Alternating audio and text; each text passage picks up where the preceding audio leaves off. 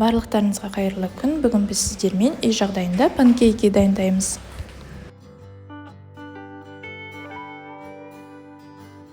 Ол үшін ең бірінші айранға разрыхлитель, яғни қопсытқышты қосып, жақсылап араластырамыз.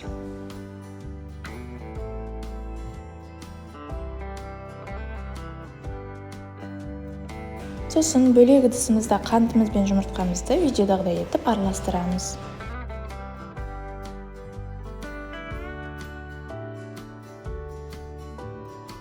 Кішкенеден соң үстіне жаңағы айранды қосамыз.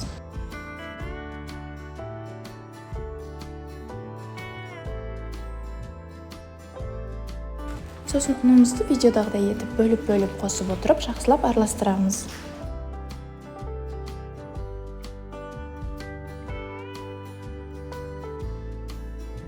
Және соңынан сұйық май қосамыз.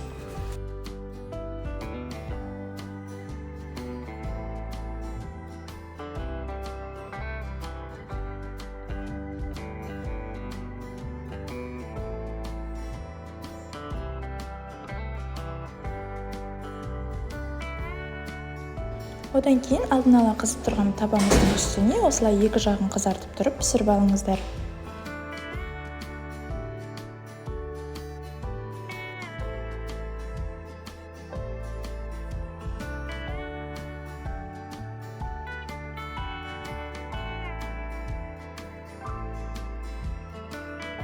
Жарты сағатта дайын болатын панкейкіміз дайын. Егер рецепт ұнаса, каналға тіркеліп, лайк басуды ұмытпаңыздар. Ас болсын!